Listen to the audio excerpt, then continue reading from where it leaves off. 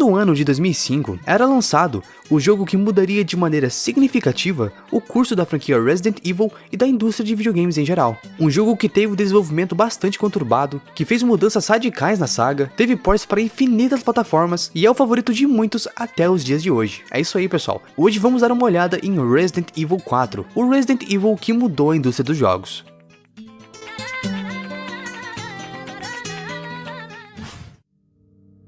Quem já jogou ou viu os jogos da série Resident Evil que vieram antes do Resident Evil 4, consegue perceber a mudança absurda que o quarto jogo da franquia teve em gameplay. O R4 foi o jogo que popularizou esse estilo de câmera over the shoulder, que proporciona um bom ângulo de visão do cenário e inimigos, mas também das costas do personagem. Um estilo que influenciou diversos jogos depois dele e até hoje continua, como por exemplo nos remakes de Resident Evil 2 e Resident Evil 3, mas também influenciou outros jogos de outras franquias. O fato é que essa câmera acaba funcionando muito bem com o tipo de movimentação livre que foi implementado no jogo, bem diferente daqueles controles tipo tanque e das câmeras fixas que nós tínhamos nos jogos anteriores da saga.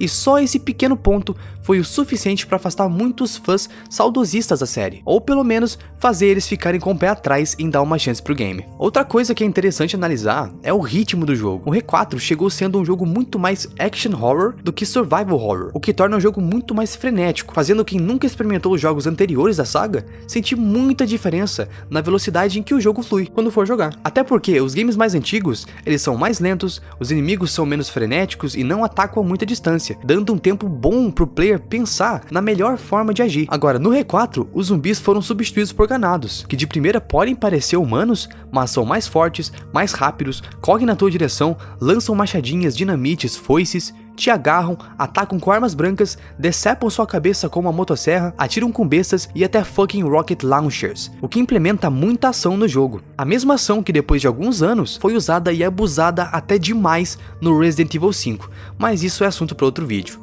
A mecânica de combate também foi completamente retrabalhada para o R4, enquanto nos jogos anteriores não era possível mirar exatamente na parte do corpo que você queria atirar, a faca era um item que ocupava espaço no inventário e o combate corpo a corpo era mínimo ou inexistente. No Resident Evil 4 é possível mirar exatamente onde você quer atirar no inimigo, se é na mão, na cabeça, na perna, no pé. A faca é um item de fora do inventário, ou seja, você pode puxá-la a qualquer momento que não vai interferir na arma que você tem equipada. O combate corpo a corpo é muito mais aproveitado e é possível desviar com mais precisão, principalmente com os Quick Time Events, que são extremamente presentes no jogo. Mas mesmo levando em conta todas essas mudanças drásticas que foram feitas no game, ele ainda mantém muitos aspectos dos seus antecessores, como a resolução de puzzles, combinação de itens, máquinas de escrever para salvar o progresso, só que dessa vez sem a necessidade de Ink Ribbon, o que facilita um pouco o jogo, as músicas melancólicas que dão um sentimento de segurança nas save rooms, as maravilhosas ervas de cura, a liberdade de ir e voltar no cenário, bosses, personagens icônicos e ainda um pouco do terror e horror. Sim, o jogo pode ser concentrado na ação, mas ficar fechado em um lugar com Regenerator é de cagar as calças de qualquer um.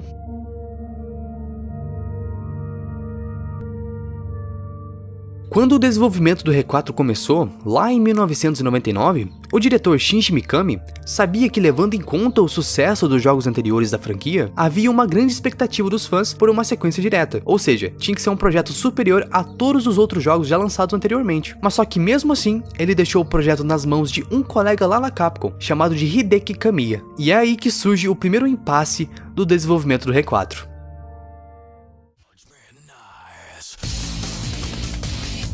O grande problema com o Resident Evil de Kamiya é que o jogo ficou muito puxado para fantasia e ação. E quando eu digo muito puxado, é muito puxado mesmo, ao nível que ia mudar totalmente a direção da franquia. Então, ele acabou sendo descartado como um Resident Evil. Mas Hideki Kamiya viu que o projeto ainda tinha potencial, talvez não para ser um Resident Evil, mas para ser uma coisa totalmente nova. E foi graças a isso que hoje a gente tem uma franquia super conceituada chamada Devil May Cry. É isso aí, pessoal, o primeiro Devil May Cry na verdade era para ser o Resident Evil 4.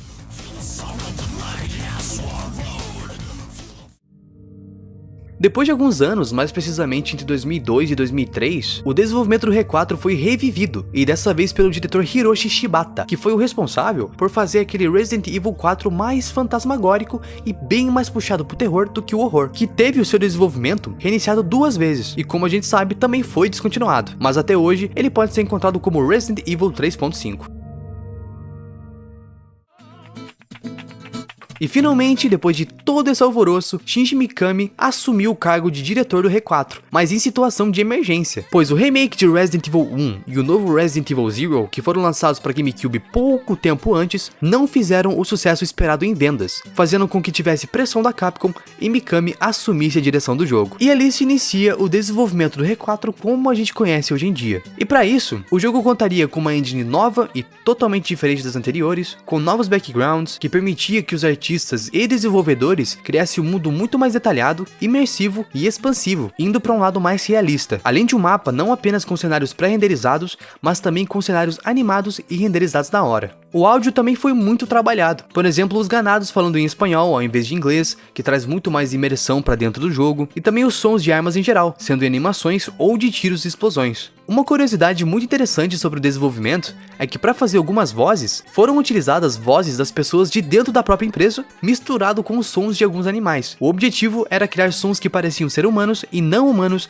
ao mesmo tempo. E então foi isso, o jogo foi terminado e lançado exclusivamente para o GameCube. Mas aí vem outro problema. Como naquela época quem estava reinando era o PS2, a Capcom não teve opção senão lançar ele para o console da Sony. Mesmo que fosse uma versão piorada do que a do GameCube, pois o PS2 era um console mais fraco em termos de hardware, e mesmo que fizesse Shinji Mikami, o diretor do jogo, sair da Capcom. Ele ainda foi acreditado como diretor, mas não voltou para participar do desenvolvimento do R5. Como dito anteriormente, o R4 foi lançado inicialmente para o GameCube e depois para o PS2, mas só que ele não parou por aí. Esse jogo é famoso por ter ports para tudo quanto é plataforma, por exemplo a versão de PC do ano de 2007, que teve envolvimento até da Ubisoft, além de várias outras, como a versão de 360, de Xbox One, a versão da Steam para PC de 2014, que é a mais jogada hoje em dia, a versão de PS3, PS4, Android, iOS, a versão do Wii, Nintendo Switch, Oculus Quest e até para um console brasileiro chamado Zibo. E se bobear, o R4 deve ser lançado logo logo até para geladeiras Smart.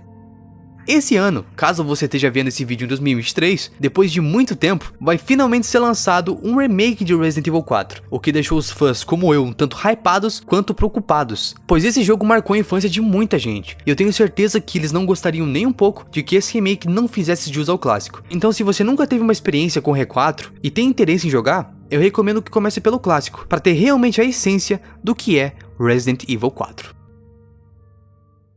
Então esse foi o vídeo, pessoal, espero que vocês tenham gostado. Se você ficou até aqui, considere se inscrever aqui no canal para mais conteúdos desse estilo e para dar aquela força aí, muitos conteúdos ainda por vir. Tamo junto e até a próxima!